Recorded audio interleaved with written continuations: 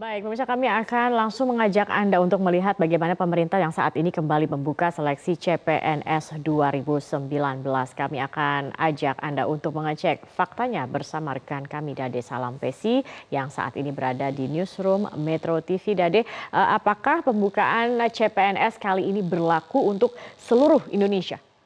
Ya, Zakia, informasi ini tentu saja ditunggu oleh sebagian besar masyarakat Indonesia, khususnya yang sedang mencari pekerjaan.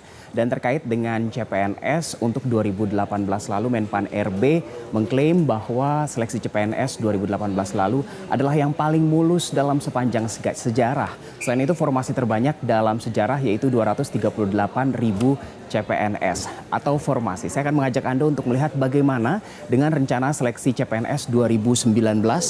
Kita lihat bersama untuk 2019 ini seleksi CPNS ternyata pemirsa tidak dilakukan di seluruh Indonesia karena hanya digelar di 3 provinsi saja, yaitu Sulawesi Tengah, Papua dan juga Papua Barat. Kenapa? Karena ketiga provinsi ini sempat menunda seleksi CPNS-nya pada 2018 lalu karena berbagai alasan. Untuk Sulawesi Tengah kita masih ingat bahwa terjadi bencana di sana sehingga sempat mengalami penundaan. Sehingga faktanya adalah pemerintah tidak membuka CPNS baru untuk 2019 tapi kembali melanjutkan CPNS 2018 yang tertunda. Untuk seleksi CPNS 2019 di 3 provinsi tadi prioritasnya untuk menjaring tenaga kesehatan dan juga tenaga pendidikan. Lalu bagaimana dengan informasi selanjutnya? Kita bandingkan antara seleksi CPNS 2018 dengan 2019. Jika di 2018 lalu tidak termasuk dengan 3 provinsi tadi ada 238.000 kursi atau formasi yang dijaring, maka untuk kali ini di 3 provinsi tadi hanya 100.000 kursi saja. Jika di 2018 untuk 76 kementerian lembaga, sementara untuk 2019 ini masih dimatangkan bagaimana penempatannya. Begitu juga untuk 2018 ada 525 Pemda, untuk tahun ini juga masih dimatangkan. Menpan RB berjanji kepada kita semua bahwa setidaknya pada akhir Maret formasi dan juga penempatan dari CPNS 2019 ini khususnya untuk 3 provinsi tadi akan dimatangkan dan diumumkan kepada kita. Selain itu untuk tahun ini juga proses penyeleksiannya masih menggunakan SSCN. Lalu ada apa di informasi berikutnya? Apakah CPNS ini di seluruh Indonesia yang seperti diungkapkan tadi bahwa tidak hanya di 3 provinsi saja? Kita lihat informasi berikutnya. Kita lihat dulu pernyataan dari Menteri Pendidikan dan Kebudayaan Muhadjir Effendi.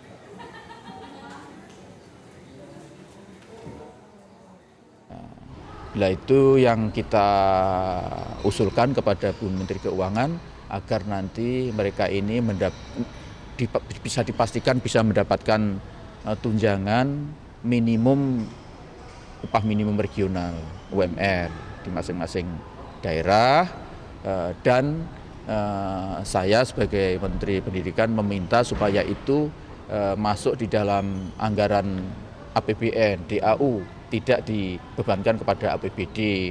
Karena kalau nanti dibebankan kepada APBD, kita tidak bisa memaksa daerah untuk mengalokasikan itu.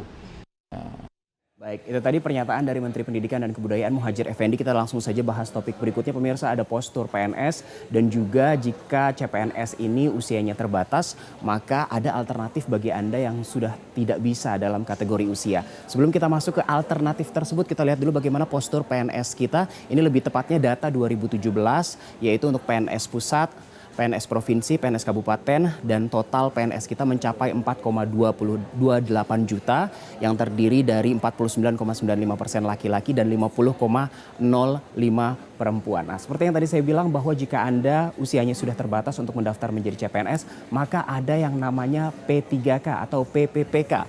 P3K ini adalah pegawai pemerintah dengan perjanjian kerja atau honorer yang akan dibuka pendaftarannya pada Minggu ke-4 Januari dan April 2019. Syarat usianya adalah minimal 20 tahun dan maksimal 1 tahun sebelum usia pensiun. Fokus penjaringan dari P3K untuk 2019 ini akhir Januari dan akhir April untuk mencari tenaga pendidikan, tenaga kesehatan dan juga penyuluh pertanian. Kalau P3K ini tidak hanya difokuskan untuk 3 provinsi saja, tapi untuk seluruh wilayah Indonesia dan mekanismenya diserahkan ke daerah masing-masing. Yang dijaring fokusnya 3 tadi untuk jabatan fungsional, bahkan ada juga untuk jabatan pimpinan tertinggi atau JPT dengan masa kerja atau kontrak 1 tahun dan bisa diperpanjang. Dan benefitnya salah satunya adalah gaji yang sama dengan PNS dan juga tunjangan yang setara dengan PNS, namun tidak mendapatkan jaminan pensiun seperti PNS. Kita lihat dulu apa kata pemerintah dalam hal ini Menpan RB. Terlalu banyak. Honorer kita akan selesaikan dengan jalur P3K. Ya. Kalau yang P3K jumlah kebutuhannya berapa banyak? Kebutuhannya 150.000. Ya. Di formasi apa aja Pak?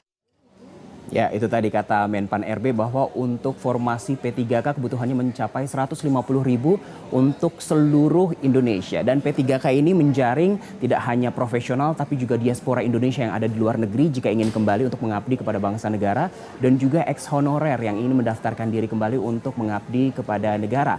Semoga informasi ini bermanfaat bagi Anda, Zakia. Iya, baik. Terima kasih Dade. Semoga juga informasi ini berguna bagi masyarakat khususnya di 3 provinsi yang tadi Anda sebutkan yang ingin mencoba mendaftarkan diri sebagai PNS. Terima kasih atas pemaparannya.